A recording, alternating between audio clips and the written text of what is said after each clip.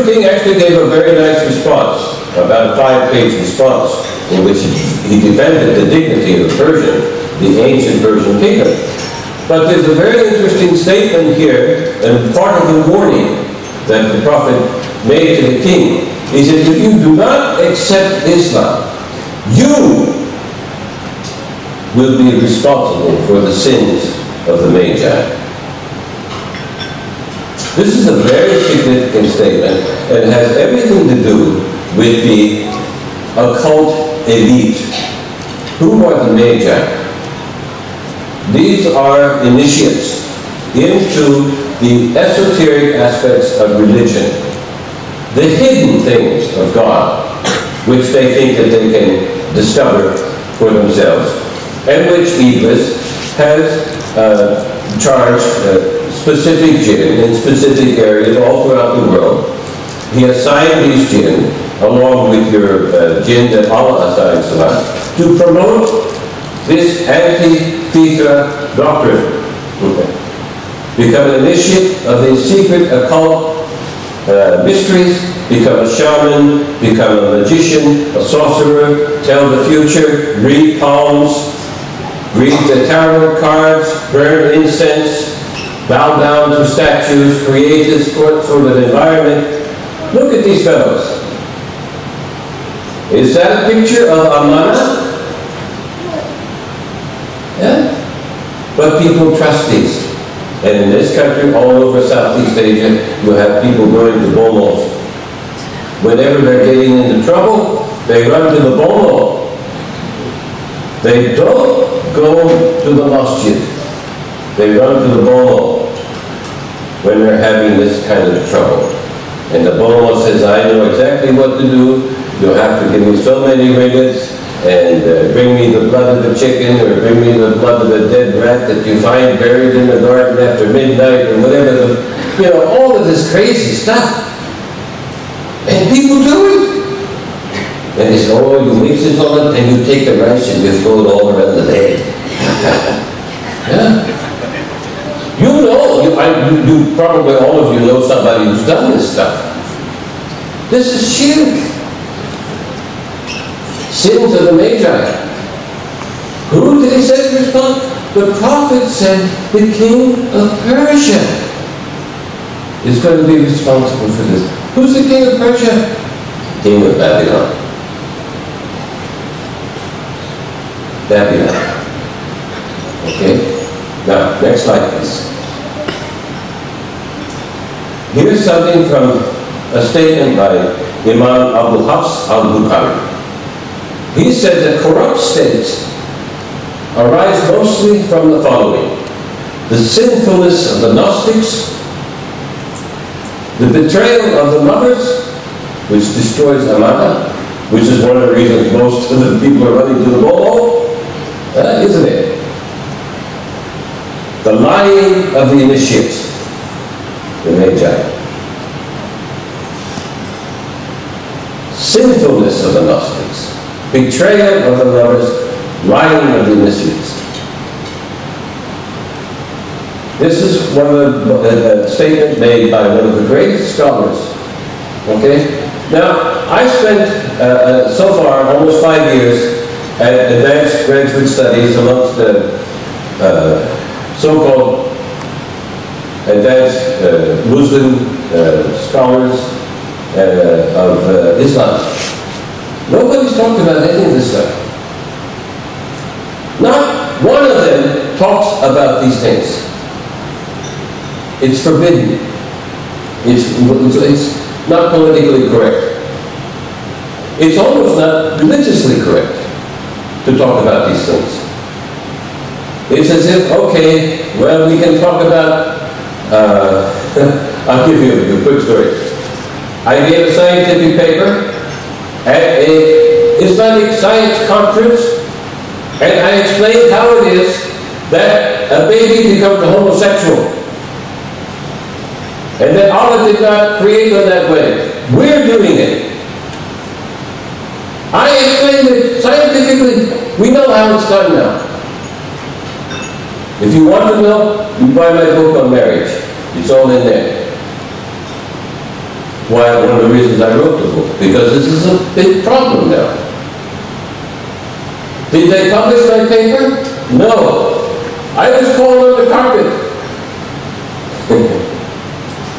I presented the only scientific paper at the conference, and I was called on the carpet for presenting Western science. What did they publish? They published a paper presented by some pseudoscientists who explained that it's really good and you know that it's scientifically valid if you perform wudu before you pray. It cleans your hands, kills so many germs, all that sort of thing.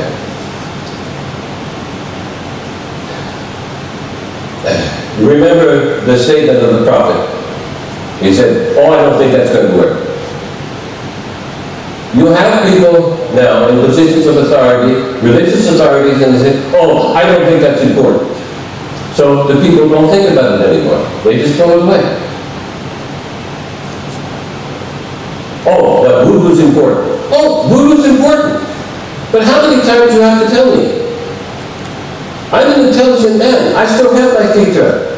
You told me one time, that's enough. I don't need any more papers on this. But why are we having homosexual babies and lesbian babies being born? Is God making them that way? No. Do you want to know? Yes, you want to know how it happens, don't you? But they don't want you to know. Because it upsets the apple cart. Because you're supposed to hate the homosexual, you see. And if I explain to you why they come into being, you might feel pity for them. You might not want to kill them. They want you to kill them. Okay? I'm talking about the Wahhabis. What have you? Next slide, please. So, who in hell are these initiates and these Gnostics and these lovers who are lying? Well, we have the right-hand path under King Arthur in the Legends of the Holy Grail. He had his initiate, Merlin, a druid. We can trace the druids to the house of Jeremiah, a Jew, a prophet. But was Jeremiah a druid? No. Are the druids Jews? Or are they Jews who are not, who say they are Jews or not Jews? You see, they've become initiates. They've twisted the religion of revelation into magic, sorcery. Another example of this is not from mythology, not from Merlin and Arthur. There were two King Arthurs, by the way, and the myth has taken both King Arthurs and turned them into one. Okay, one man. They lived about 400 years apart. That's how much you don't know about the history. They don't want you to know about the history. They want you to know the myth. That's what they want you to know. They want you to know the myth as a la Lord of the Rings. They want you to think, oh, there's a good magician and there's a bad magician. Okay, that's what they want you to think. And so they're creating the dialogue. They're creating the left-hand path and the right-hand path. They're creating the conservatives and the liberals, whatever, so they control the dialogues. They create the terminology, and then you buy it, because what? You don't do your research, you don't read the history books, so you don't know what's in them. Then you follow them. Whether you're following the right hand or the left hand path, it doesn't make any difference. They win. That's how this thing is done. Who are the Gnostics? All Gnostics are not initiates, but all initiates are Gnostics. Gnosticism. What is Gnosticism? Gnosticism is a word that means knowing the secret hidden things of God. All right? These are the people who make friends with the jinn, talk with them, figure out how to communicate with them on a continuum, marry them. Oh yeah, they do that. You even have Catholic sects where the nuns are marrying their angels. Yeah, they do this. I'm not joking. It's not on the front pages though, is it? Yeah. And you won't find this discussed in the Catholic magazines, monthly magazines that come out. You have to look deep for these sort of things. They are the religious leaders, Gnostics. They study the things that are forbidden. They've crossed the bounds. Right? There's a boundary between us and the jinn. I'll put it there. I used to try and contact them. I was studying to be an initiate years ago. And I got to that point, and I was in a state of meditation. I was just about to open this door metaphysically. I was out of my body doing astral travel. And I was about to open this door and then communicating with them. And all of a sudden I heard this small voice, "It's not necessary. It's not necessary." I said, "Oh, okay." I didn't, and I stopped. I just stopped. I didn't become a good Christian yet, but I just stopped. Because there was something about that voice that was so soothing, that quieted my heart, that addressed the Fitra in me, and said, "Oh, I just believed it." Despite everything that I thought I knew, because out of my study of the esoteric knowledge, I believed this voice. There was just something about the quality of the voice that said, "It's not necessary." So I stopped. But you can do this. And there are people who do this. And that's what the Gnostics and the initiates are. Who are they? Religious leaders, cult leaders, New Age, Theosophy, Socialism, Atheism, Humanism. They use it all. They create all these ideas. And they put them into the schools. They put them into the papers. They put them into the textbooks. They put them on the talk shows. Well, Dr. So-and-so, what do you think about the slave? You know, we got people coming from Oxford and from... Are they ever really talking about Revelation? No. They never talk about Revelation. They talk about everything else. But you find that when people like myself and Sheikh Imran here, when we are presenting to you knowledge, we are doing it within the context of the revelation. And I do it as part of my feature now, even though I don't know what's in the Quran as well as Sheikh does.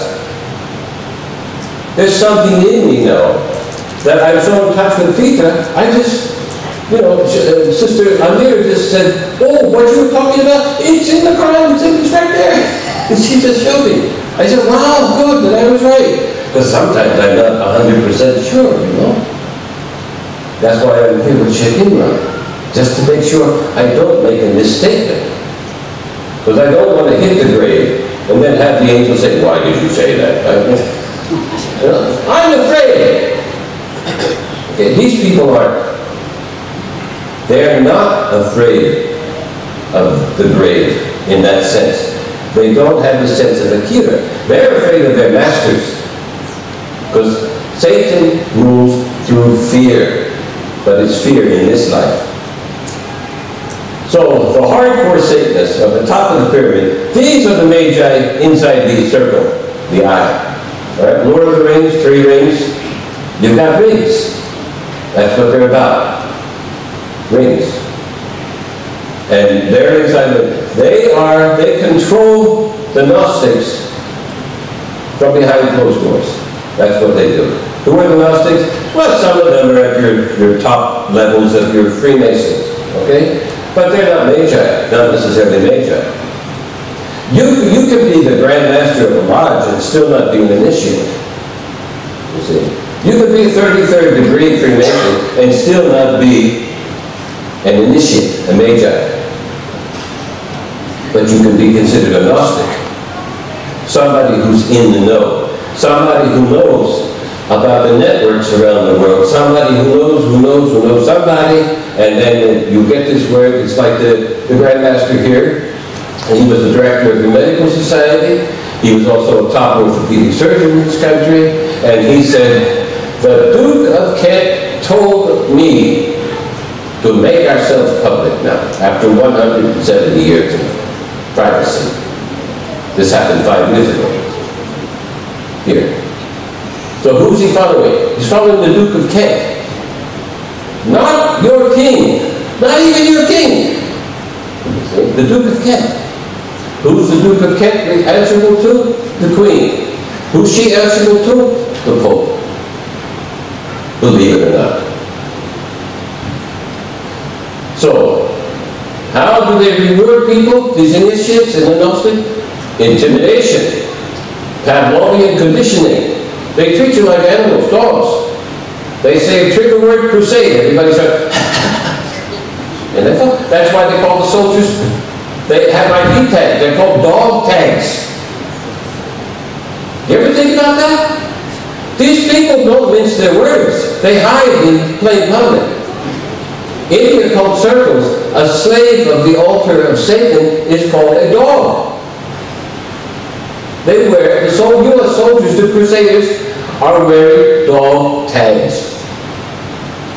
Are you understanding me? This is not a secret. But you didn't know what it really meant, did you? Because they didn't tell you. They don't want you to know these things. And even if they told you, you wouldn't believe it. Yeah? Condign government, subhuman nature. They're conditioning the subhuman nature. This is anti-fitra. This is not the nature that Sheikh Imran just said that is in akin with the divine nature. This is subhuman nature. They're conditioning people to follow that. Next slide, please. John Kenneth Galbraith, who was a member of 3 cabinets throughout the Vietnamese war years, he said, he wrote a book called The Anatomy of Power. And he said there's 3 ways to govern people: condign, compensatory, and conditioned. He said the conditioned path is the one that is most global for, and most utilized today for today's what were called civilized societies. What does that mean? It means that your so-called civilized society is not civilized. If you're conditioning people to follow their subhuman nature, this is not civilization. What does civil mean? Civil is a word that means to treat each other with kindness, to be civil, to treat each other for mutual benefit. But if you're conditioning people to follow their subhuman nature, in the developed world, the so-called developed world, do you really want to develop this way? That's what's taking place now. This is what's taking place. What do you have? Compensatory. Okay, you win their submission by giving them a job in the government. So, if you, right now, the best employed and the most comfortable people on the planet surface are those who are working for the government. You got, oh, I got a good government job. Yeah. You talk to somebody in Indonesia, how much did you have to bribe to get that job? Yeah? They have to pay for their government positions. This is not Islam. And how do you maintain your power? You get people a government job, you get them to join your political party, and you make sure they have good benefits. This is called compensatory governance. You reward them. What are we doing here? You're rewarding conformity to wickedness, is what's taking place in the world right now. That's what's being rewarded. You want to know what's wrong in the world? That's what's wrong. We're rewarding the bankers. Islamic banking. Islamic banking? What? Who are you joking? There's no such thing. It doesn't exist. You people, and those people, a banker, you know what a banker is? A banker is a bean counter. He's somebody watching an abacus. And it's not even his money, it's somebody else's money. He's a clerk. That's all he is. And he's being compensated with the highest salaries in the world right now. The bankers. Whose position is that? Is that the Khalifa's position? Is that the position of people who are supposed to be representing the right hand of Allah in the earth? I don't think so. It's representing the left hand path. I can guarantee you, I have never yet met a banker who was an honest man. Never yet. Except for a taxi driver who quit after he heard a khutbah on riba. He quit his position at Maybank and bought a taxi. And then he said, oh, now I can sleep. Yeah. It's all riba. It's all riba. They're lying. But they're being compensated. And they're deciding who gets compensated. Aren't they? Yeah. We'll talk about that a little bit further. Conduct. Impose sufficiently unpleasant, painful alternatives. All right, this is the crusade. If you can't persuade people by compensation or by conditioning, then you declare war. Okay? You declare war. And that's what they're doing. War has been declared. But there wasn't a good sufficient reason for it, was there? So they had to create 911.